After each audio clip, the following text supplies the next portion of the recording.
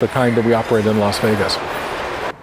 뛰어난 기술력과 상품력을 보유하고서도 브랜드 파워가 약해서 어려움을 겪고 있는 우수 중소기업들이 있습니다. 서울시에서는 2004년부터 엄격한 심사 과정에서 선정된 우수 중소기업들에게 서울시 홍보 슬로건인 하이서울이라는 브랜드를 공동으로 사용할 수 있는 자격을 주고 있는데요. 이를 통해서 많은 중소기업들이 매출이 증대되고 일자리가 창출되는 등 조금씩 경쟁력을 키워나가고 있습니다.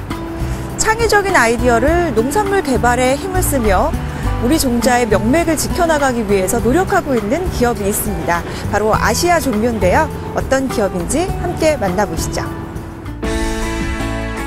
최근 들어 인구 증가로 인한 식량 부족, 지구온난화 등 각종 국제 곡물 수급의 불확실성이 확대되면서 이를 대비하기 위한 종자산업의 중요성이 부각되고 있는데요. 농산물 종자산업의 시장 규모가 매년 성장률을 기록하고 있는 가운데 국내보다도 해외에서 더 주목받는 한 종자 기업이 있습니다. 국내 종자업체의 든든한 버팀목 아시아 종묘. 이들이 국내외 종자 시장에 작은 혁명을 일으킬 수 있었던 이유는 과연 무엇이었을까요?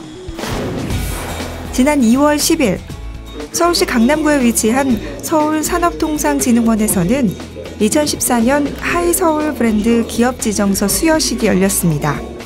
이 하이서울 브랜드를 다는 것이 서울을 대표하는 중소기업이 된다는 의미고, 사실 그 말 자체가 의미하듯이 작년에 성과들이 굉장히 좋았습니다. 그래서 작년까지 170개의 하이서울 브랜드 기업들이 수출, 그리고 매출, 그리고 일자리를 만드는 데서 혁혁한 공을 세웠습니다. 저희가 벤처 기업들의 평균보다 2배 이상의 성과를 올렸기 때문에 그분들의 그러한 활동들을 오늘 치하하는 그런 자리가 되겠습니다. 하이서울 기업 200개사 대표와 임직원 200여 명이 참석한 가운데 치러진 이날 행사에서는 지난 1년간 수출을 가장 많이 하거나 일자리 창출을 많이 한 기업에게 특별한 상이 주어졌는데요. 그중 한 곳이 바로 지난해 450만 불 수출 달성을 기록했던 아시아 종묘였습니다. 아시아 종묘가 상을 받은 것은 이번이 처음은 아닙니다. 농림부 장관상에서부터 창조경제 대상까지 크고 작은 상들을 수상해왔던 아시아 종묘는 1992년 창업한 이후 매년 지속적인 성장을 이뤄왔습니다. 전 세계를 다니면서 우리나라에서 만들어진 그 교배종 품종들을 해외 시장에 개척하러 다니면서 종자와 이제 인연을 맺게 되었거든요. 그래서 종자라는 것이 이 씨앗이 소비자들은 이렇게 한번 재배를 하고 나서 그 작물이 꽃이 피어서 씨앗이 다시 받아지면 그걸 심어서 이제 다시 농사를 짓는 줄로 생각을 하시는데, 그 대부분의 교배종 종자들은 그 우량의 품종을 만들려고 하다 보니까 엄마 종자, 아빠 종자의 그 장점들만 취해서 이제 교배종을 해서 잡종 강세를 유도하는 것이거든요. 그러다 보니까 매년 농가들이 사서 써야 됩니다. 그래서 종자 산업은 부가가치가 상당히 높겠다, 이렇게 해서 이제 뛰어들기 시작했습니다. 아시아 종묘가 창업 23년 만에 독보적인 글로벌 종자 기업으로 도약할 수 있었던 이유는 150여 명의 직원이 모두 한마음이 되어 연구개발에 게을리하지 않았기 때문이라고 하는데요. 품질 좋은 종자를 육성하면서 재배농가와 소비자를 함께 생각하는 아시아 종묘만의 뚜렷한 농업 철학은 질 좋은 아이디어 상품 개발로 이어질 수 있었습니다.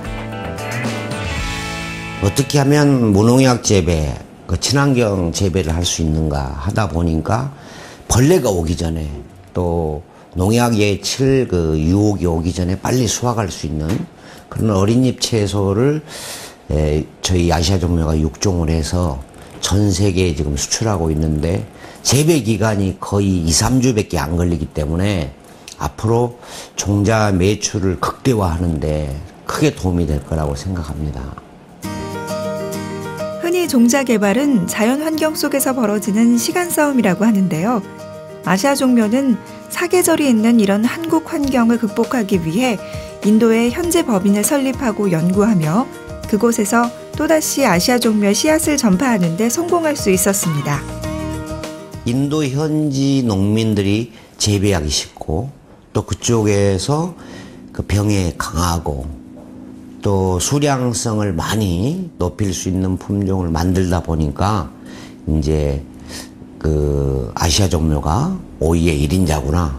그러면 이제 그러한 것을 부각시켜 가지고 아, 오이도 잘 만드는데 수박도 잘 만들겠지. 뭐 멜론, 그다음에 이제 양배추, 그 심지어는 이제 우리나라에서 그 주로 재배되는 무배추, 고추 이런 것들까지 이제 알려지게 됐습니다. 서울 근교에 위치한 한 농장에서도 아시아 종묘의 종자들이 커나가는 모습을 볼 수 있었는데요.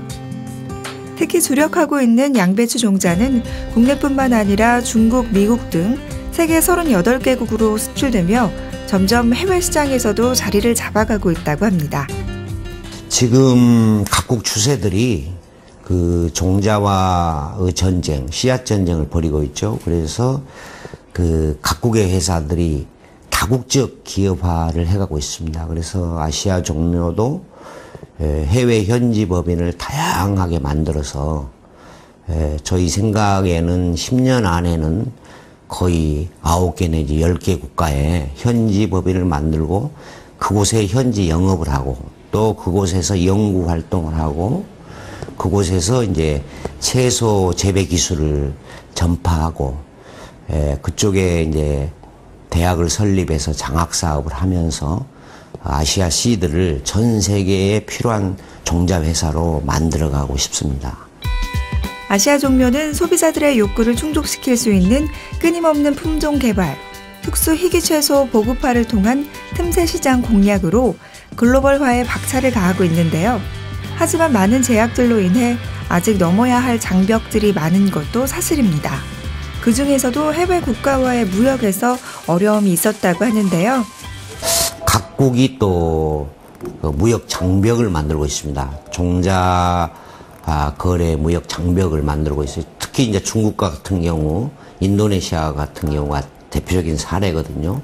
그래서 그러한 장벽이 생겼을 때는 빨리 관계 당국에서 그쪽 국가의 그 관계 당국과 협의를 해서 그런 것들을 빨리 풀어줘야만이 종자 거래가 자유롭게 될 수 있지 않나 이렇게 생각합니다. 이익 창출만을 고려한다면 결코 쉽지만은 않은 것이 종자 산업이라고 하죠. 지난 23년간의 오랜 준비 과정을 통해 비로소 세계로 비상하고 있는 아시아 종묘가 침체된 국내 종자 시장에도 새로운 바람을 불어넣어 주길 기대해 봅니다. 세계적인 경제 위기에서도 독일이 커다란 어려움 없이 버틸 수 있었던 것은 바로 미텔 슈탄트라는 중소기업층이 독일 경제의 허리 역할을 했기 때문이라고 하는데요. 이렇게 독일의 경우처럼 강한 중소기업은 글로벌 시장을 선도하며 경제의 든든한 버팀목이 되는 힘이 되고 있습니다. 앞으로 중소기업을 육성 지원하는 다양한 정책들이 지속적으로 이어져서 우리나라 중소기업들이 더욱 성장할 수 있는 발판이 마련되길 기대해 보겠습니다.